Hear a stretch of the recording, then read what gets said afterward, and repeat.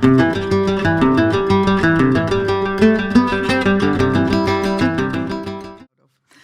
now I have a great pleasure to announce our keynote speaker, Anna Pollock, dear friend and the founder of Conscious Travel. Anna is dedicated to transforming tourism, fostering collaboration across sectors, aligning with our mission for sustainability and a better future for destinations globally. So, my dear Anna, the stage is yours, and I'm sure that it will be again an inspiring session to hear you.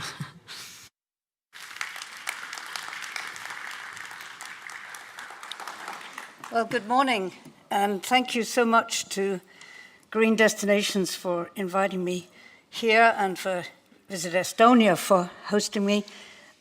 It is my first time. I can assure you it will not be my last. We've already had 2 beautiful days, windy days, but 2 beautiful days to explore a little of this lovely city. It's an honor also to be with you. Every one of you, I think, in this room is an experienced practitioner in sustainability, and so I'm here also to learn. I do, however, want to raise your sights a little bit and explain why I picked this unusual title, or this particular title, It's Time to Change Our Minds. And I've got about 30 minutes, although I think thanks to Albert's generosity, I may have added a few more. I'm going at a rate of 80 slides per hour, so that's about... So please sit still. The other thing I will, or to put on your seatbelts anyway, but I have said that I'll be more than happy to put an annotated version of this slide deck with all the explanation and some good references for you as my way of saying thank you for having me. So that will come a little later.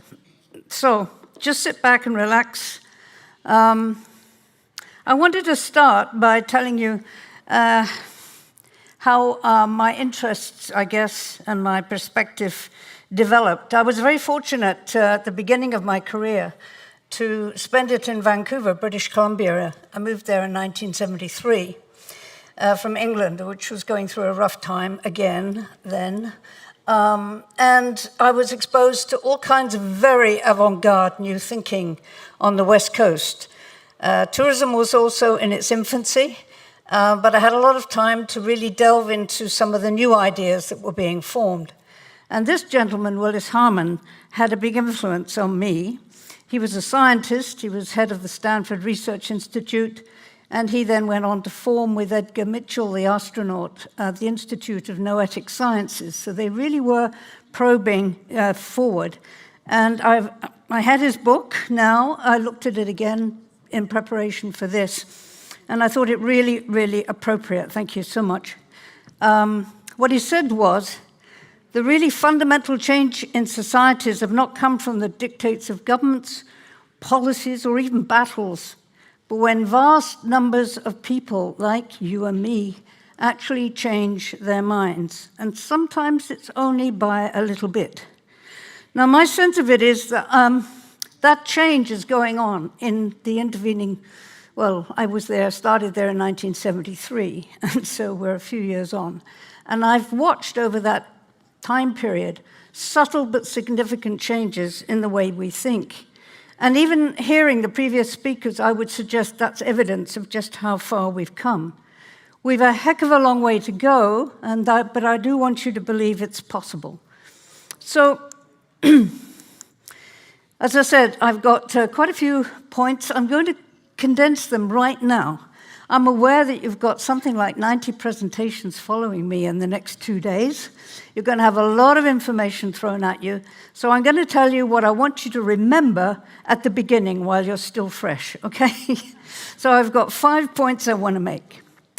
The first is that we really are using up the time that's left to us for incremental change. That's what we're all actively involved in at the moment. And that's improving the system, ensuring we have less impact. And it's really vitally important work. But it's not actually getting to the nub of what we need to do, which is to change the system. And what I'm observing is that we're we're embedded in systems. And outside of tourism, a lot of talk is going on about the food system, it's broken, the healthcare system, it's broken, the educational system, it's broken. Maybe it's just because I live in the UK that I hear this, but many of our systems are broken. The most important thing is people are thinking in systems terms. Next time when I come, I want to hear we're talking about the tourism system and what we need to do in order to make that in a position to take us forward. The second point I want to make is the issue is not recovery. There's no going back to business as usual, no matter how much we might want to do so. The third point is that means we have to start seeing, perceiving, thinking of ourselves, that's as individuals, as businesses, and as a system very differently. In fact, to begin to see ourselves as a complex adaptive system, a living system, and this is a point I'll make over and over again. That will then mean we change our purpose in life. And I'm not going to spill the beans, I'll come to purpose in a minute, and redefine what we consider to be success. This is really, really deep stuff. We're going to have to do it quite quickly, but we cannot avoid it anymore. I'm excited because I do believe tourism is a force for good. We do have a unique role and responsibility to play. We can make an amazing contribution to the well-being of this planet, our economies, our local communities, but only if we go back to the essence of what hospitality is all about. And the fifth point is that can only change or occur or happen when we change our way of thinking, seeing, being, and doing. This is pretty fundamental. So I wanted to also include this quote from someone who else has influenced my thinking. I mean, I don't read all his stuff. I don't understand 99% of it because he's a quantum physicist. But David Bohm is one of the great scientists of our time. And he said the ability to think differently is more important than the knowledge gained. And we've been gaining a huge amount of knowledge in both tourism and outside. Data, we're overflowing with data. We're overflowing with information. But some of that is not getting through, so we're not necessarily overflowing with the wisdom to know what to do when we need to do it. So what sort of change is actually being called for? And as I said at the beginning, we have to move away from just making modifications to an existing system. I'm not suggesting we stop doing that. We have to. Right now, what you're doing in sustainability by shrinking our footprint, mitigating the damage that we sometimes have caused in the past by ensuring we reduce that to as little as possible in the future is vital.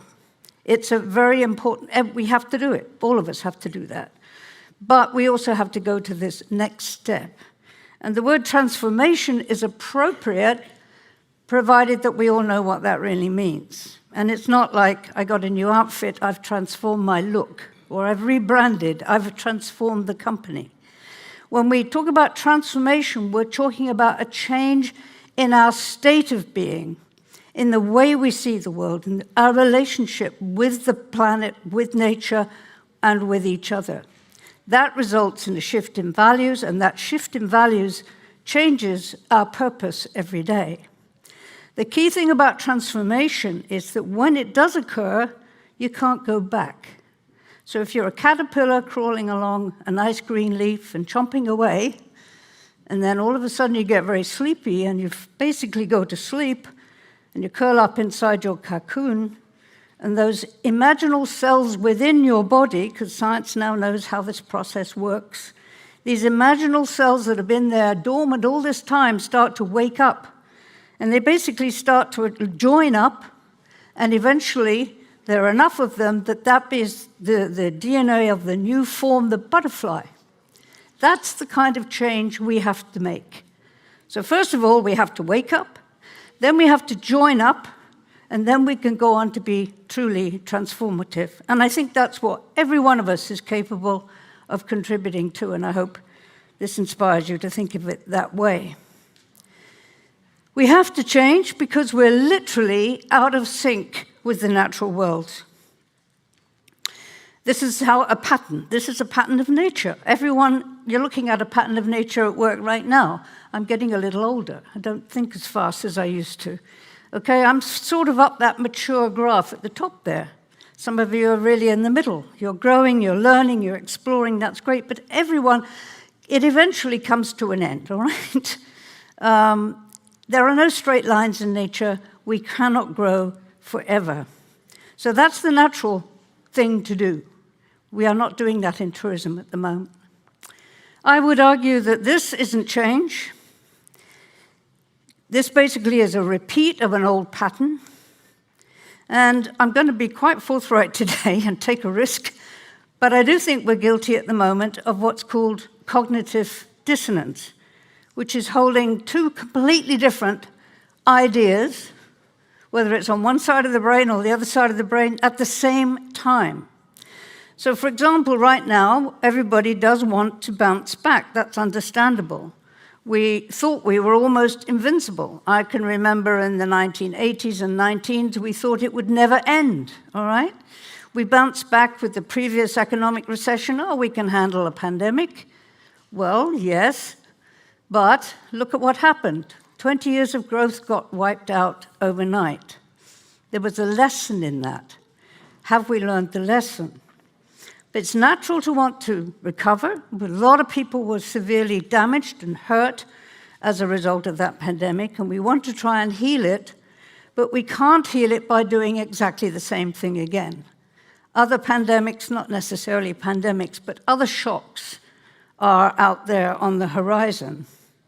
And yet at the same time, we are also announcing we're going to halve our emissions by 2030, halve our emissions by 2030 or 2050. I don't know. We're trying to try and halve them. At the same time, we're talking about an average increase of 5.8% from 22 to 32. Those two ideas are not compatible. So I'm just asking you just to start to think more deeply about what are some of these sort of slogans and all mean. The Travel Foundation have been quite clear. I'm quite impressed with the work that they've done more recently, envisioning tourism to 2030 and beyond. And that's a report every one of you I would recommend needs to read. It's translated on the map to the right, which is the green lines going up as if there was no end, are the projections for current growth. The red, of course, is what we need to do in terms of halving emissions. That's why there's a whopping great big question mark appearing on the wall at the moment. We're moving, it seems, from one crisis to another. The one thing I've also noticed is we can usually only handle one crisis at a time. So for the past little while, it has been climate. It still is climate. But then more recently, they began to realize, oops, nature's fast disappearing. It's now a biodiversity crisis. And what I want to point out is that our way of thinking about the world, the way we understand the world or go about making sense of the world, is shaped by what's called the scientific method, all developed in the 17th, in the sort of 17th, 18th, 19th century, where you actually see a separation between things and you start to divide things into ever small parts so that you can understand it. You start by defining. The question I'm always asked is, define regeneration, for example. And that's because then we confine it. Once we've defined it, we've got a box we can put it in. That's sustainability. That's regeneration. This kind of thinking does not help us at the moment. It separates us. It's either or, up, down, in, out, right, left, etc. And also it's narrowing our focus. So the media may take full advantage of this, and they know that we like novelties, so people got bored with climate change. Now we've got another crisis to worry about, and that's biodiversity. Of course they are connected. Why do we have two COPs now? A climate COP and a biodiversity COP. That's bordering on lunacy. Okay, so it's not one or the other. And the crises, of course, are getting worse. This was the headline in The Guardian, I thought, the other day. The scientists, or either scientists or media people, are getting hysterical almost. And it's just an amazing headline. The scientists are saying the quote was, "It's absolutely gobsmackingly bananas." Now, if anyone's familiar with colloquial English, that's about as colloquial as you can get. But it does show you the concern that is happening. And this is our presence at the moment. This is getting real. And if you're fortunate enough not to have been in a fire, or fortunate enough not to have been in a landslide or a flood, well, thank God. Yesterday, some of you had to arrive in fairly difficult conditions, and I'm sure you thought about climate change while the plane was going up and down. But this is the graph that says it all. We don't need any more data on this one. This is the average annual temperature in September over a several-year period. That just says it all. We've got runaway climate change happening right now. So if that's not convincing that we really have to think deeply and differently, then I hope we will. But we have to change in tourism because we're a part of something so much bigger. Or the economy, we talked earlier, we need a new economic system. We need a new food system. But we have to realize that tourism is a derivative economy. We've had it really good for many, many years because people have been growing in an economy that's been expanding.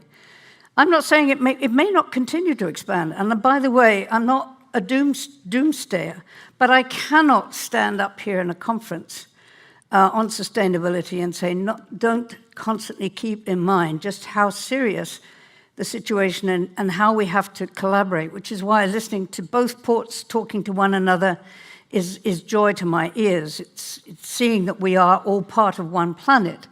Talking to Albert this morning and the kind of collaborative initiatives that he's putting together with the likes of GDS and so on, this is the way to go, where none of us are competing with each other anymore.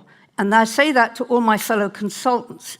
It's time we came together and put our brains together and said, let's stop about our competitive edge. You've got one model that's different or better than the other one. Why don't we meet together and say, what has to happen now? How do we get our approaches out as quickly as possible and give people the confidence to use what is in their nature, which is to respond positively when in a grave situation? We don't have to make people disempowered because they don't have a degree in something. Some of the best ideas about climate change and biodiversity are coming out of the citizens' assemblies because you're getting ordinary people from diverse backgrounds coming together. Yes, there's some technical expertise in there as well, but when you get people from different backgrounds coming together in that diversity, you get emergence. That's how nature works, all right? So the more you can do that, and we'll come to this in a minute, in your communities where you've decided to focus your attention, and I believe that that's what we need to be doing, the more people you engage, the more you learn about how to help those people listen to each other in a constructive way. And some of you are doing this brilliantly, by the way, already. But to me, that's how change will take place. And the other reason you have to change is it isn't one crisis, of course. This new word appeared in the lexicon in the last 22 month or year or so. This was from last year, 2022. The head of the World Trade Organization started using the word polycrisis. The journalists had a field day with that one. Now it's a permacrisis, or it will next be a perma-polycrisis. Whatever it is, it ain't good. The World Economic Forum, they used to put all the crises every year in little boxes. You may remember that. They had a chart, there was boxes, and they had red, green, and yellow to indicate the importance in that particular year. I noticed a major change only about 3 or 4 years ago when they decided not to do boxes, but now they do circles, basically. But that's important, because what that does is it's saying they are not separate issues. We cannot reduce them to something manageable. We have to look at the connections between them. I really feel for Antonio Guterres. He's getting more and more hysterical every time. He's well, not hysterical in a bad way. He's trying to get across the message to people that just sincerely don't seem to want to get it. But I am pleased because he is saying we have to change course. It's about our relationship with nature that matters, not our gross domestic or product. And he's now talking about we have to shift to a different kind of economy. So we need getting that leadership from the very, very top. I'm not seeing it as much as I'd like in our own system, but we can make that happen if we so choose. We have to be willing to tell the truth. And I hesitate to say this because it isn't that I'm criticizing the SDGs. There's just one challenge with the SDGs. If you think about it, it was reducing what is a holistic issue about how we live on this earth to 17 specific goals that you could pick or mix according to your preference and then work on. People are wondering why they're not working. So this is Antonio Guterres' own words. He says, we're halfway through our attempt to meet the SDG targets, and half of them are moderately or severely off track, and 30% have seen no movement whatsoever. The one that probably got the most attention and the most movement was the one on economic growth, actually. So he's saying we have a fundamental shift to put the world on a different path.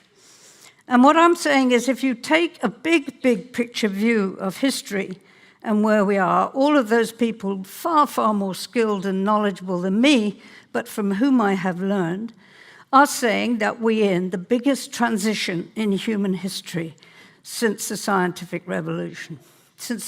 Basically since Copernicus said, it's not what you think. The sun is not going around us, we're going around the sun. That was the biggest change in how we thought that has occurred that led to the scientific revolution, that led to the scientific method, that led to everything. So that system, which is the underpinned industrialism, was the dominant system, and it's now showing it's run its course. There will be elements of it we'll take forward, but the system as a whole is in decline. So that's the dominant system, and there's an emerging system that's growing right now underneath a lot of people's radar. And I would imagine many of you are part of that system. You're thinking differently already.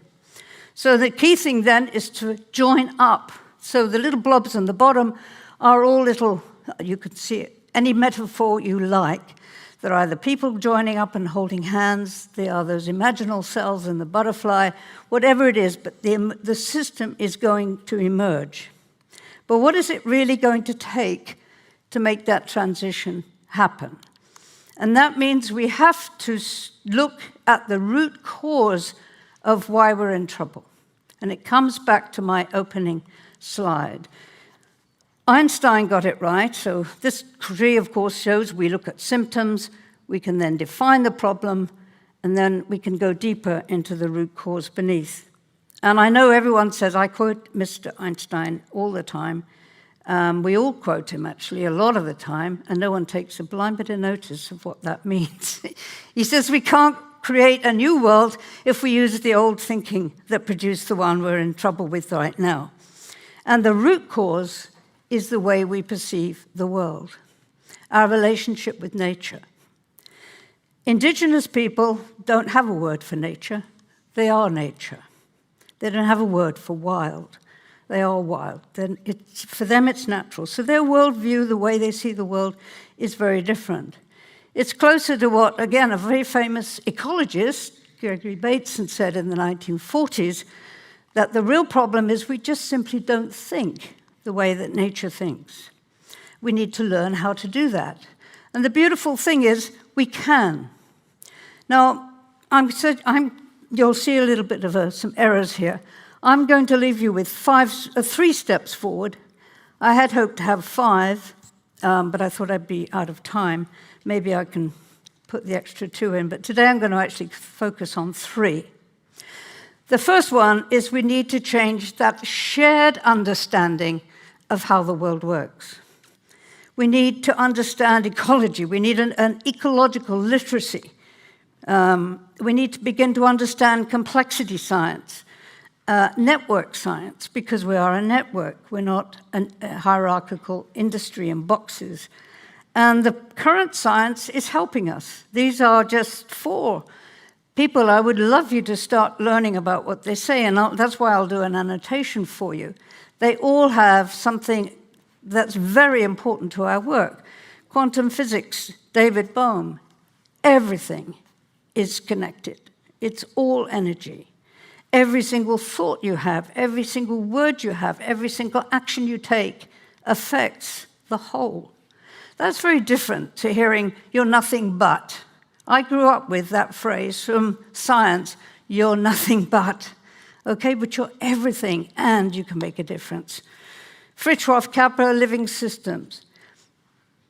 This beautiful lady here, Suzanne Simard, British Columbia, worked in forestry, one of the first women foresters that they hired, spent her time understanding how trees talk to each other. We now take the mycelial network underneath our feet almost for granted. That knowledge is only less than 10 years old, but it's changing the world.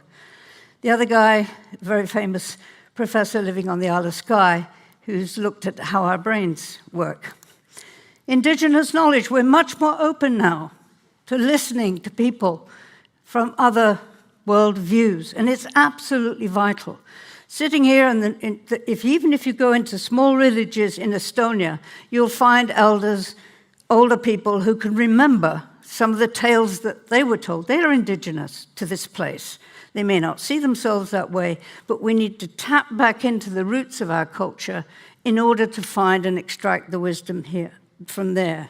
But the bottom line, and I'm trying to do this very quickly, and I do appreciate your patience, is that we're moving from seeing the world as an inanimate machine that we can dissect, we can take apart, we can manipulate, and we can control, to being a living system of which we are an integral part. We are nature. If we start to listen to nature, observe nature, really come to feel that we are part of her and she is there to support us, not a problem to be fixed. That's the key thing. Nature would prefer that we hadn't tampered with everything for the last 150 years. That's taken us out of one geological period in life's history on this planet, which was very benign. It suited the expansion of our species. And now we're undermining that. We've ended that time in what was called the Holocene.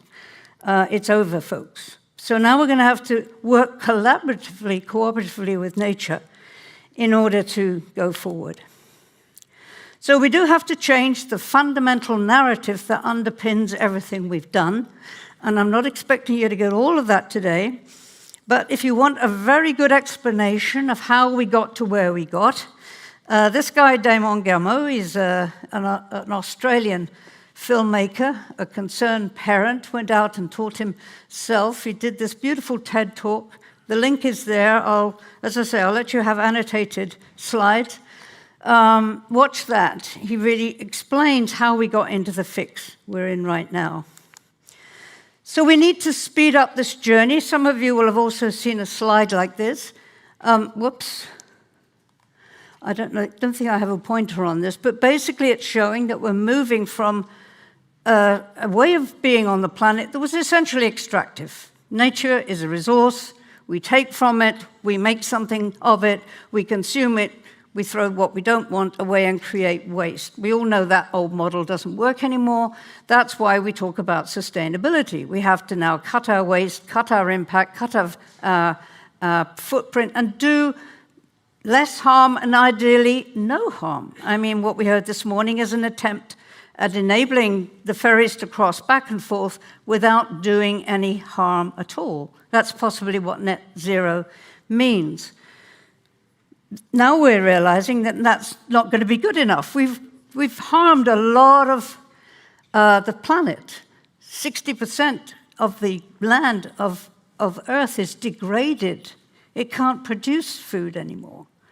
Our food systems are at a great risk because of the damage that we've caused. So we know we've got to repair it, But now we're realizing, as we've understood how science works, how the world really works, is that we can become truly generative in nature. That means by listening to nature and working with her, or even just giving her space, we can actually start to become a regenerative society. And that's what that really is all about. So the second point that I wanted to make, and you're going to agree, the ones who are really awake will see there's 5 here. I'm only going to talk about the first 3. The second one is we have to break out of our silos. You're all here because you're all in sustainable tourism. But you can't be sustainable as a sector if you're in an unhealthy tourism, an unhealthy economic system. And you can't be healthy as a tourism sector if the planet is unhealthy. Everything is interrelated. What we've got to do, I would argue, is break out of the silo that says, oh, it's all about tourism. And secondly, have some humility. Tourism, once it gets an idea in its head, a lot of people say, we can be the leaders now. I'm sorry, it sounds like I've got a thing about the WTDC, but they did just produce a report saying that we can become the guardians of nature. Well, humility is required here. We've already destroyed most of the coastal zones. They've stripped out the mangrove swip. We've got a lot of healing to do before we can claim that we're suddenly, overnight, becoming the guardians. That's the kind of honesty that I think we have to start to express. I would suggest now we can't take on the entire planet. Every one of us comes from somewhere. We're working in a place. And fortunately, this regenerative thinking is designed to occur in the same way that nature occurs, in place, in an ecosystem, in a place where the geology is unique, where the sun shines on the ground in a certain way. We also need to start to think and work local. We need to get rooted. And again, one of my mentors is Bill Reed from the Regenesis Group, and his tribe, as it were. They have written some beautiful things. But the Anais Nin quote is really important, because when we get rooted back in place in our region, in our community, whether it's Estonia as a whole, if you can cope with that, or a sub-area of Estonia, or your local village, or whatever it might be, when you can go and start really bedding in and saying, what's going on around me? You know, why are we this way? Who are we? Do I know all my neighbors? Do I know all my, the hoteliers? Do you know your other hoteliers? Do you work together? These kind of questions. That's when we start to unleash the kind of creative thinking that can occur. So what will happen when we do that is we will realize that our true purpose is different. It's not simply to get bigger. It's not to have more visitors or to have even more spending, even to have more positive impact. It's to contribute to the rest of life in your community and help it grow and evolve. The end result is building the capability in every living system, which exists naturally and sometimes is impeded by our behavior, but to increase that capability to thrive, to self-organize and thrive and evolve. So think of an oak tree. Oak trees grow. They then produce lots and lots of acorns. That's how they multiply, if you like.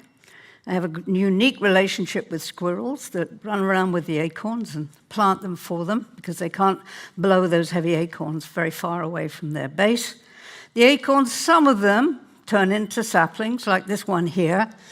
And then eventually, after 400 or 500 years, the tree gets this big. And at some point, it stops getting bigger. But what happens? It gets more complex. A healthy oak tree will be the habitat for something like 200 to 400 species of animal. That's what I want us to think about. How do we get to the point where we've grown tourism in such a way that it's creating an environment in our communities, our contribution anyway, that so many other little businesses can develop and evolve and create the stability for that community. So I believe also the essence of tourism, or the essence particularly of hospitality, is to care. That's what we're talking about. If you care about your child, you will want that child to develop the skills to be able to thrive, to be themselves, to grow and evolve. That can be the purpose of tourism, or the purpose of hospitality, because we do it. To make ends meet, I opened up my home as a B&B, and I've been doing it for about 4 or 5 years. What I learned in doing that is, first of all, I have to be rooted in place, because during the summer months when we're open, I can't go anywhere. Well, I can because I've got a wonderful partner who's looking after it now, but the point is, I am rooted. Hoteliers are rooted. Restaurateurs are rooted in place. They're the ones that have got most at stake for that place to be healthy and thriving. They're the ones that can make the most contribution. So our job, essence of our job, is to do what regeneration, for example, or revitalization is all about. It's to bring people back to life who were feeling tired or jaded.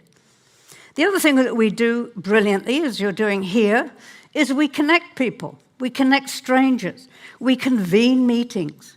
And again, that capacity that's innate in what we do is a capacity that's needed right now. Every community needs to come together as a community, not as just a collection of residents with the same postal address, but a sense of oneness together. That's what the word community means, with one. So we could make that contribution. So these are some ideas that I think come out when you start to change your minds, when you start to think differently about who we are as individuals, who we are as businesses, who we are as communities, and who we are as a wonderful thing called sector called tourism. And every presentation has to end on a quote. And I've got a minute left to catch my breath, according to this. Anyway, and I love this one from Wangari Maathai. In the course of history, there comes a time when humanity is called to shift to a new level of consciousness. And that's what I've been talking about. To reach a higher moral ground. And that's what I've been talking about. To learn to give and not just to take. A time when we have to shed our fear and give hope to each other.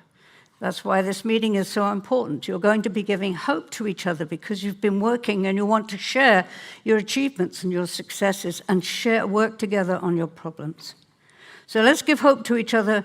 That time is now, and thank you very much for the invitation. Thank you. All right.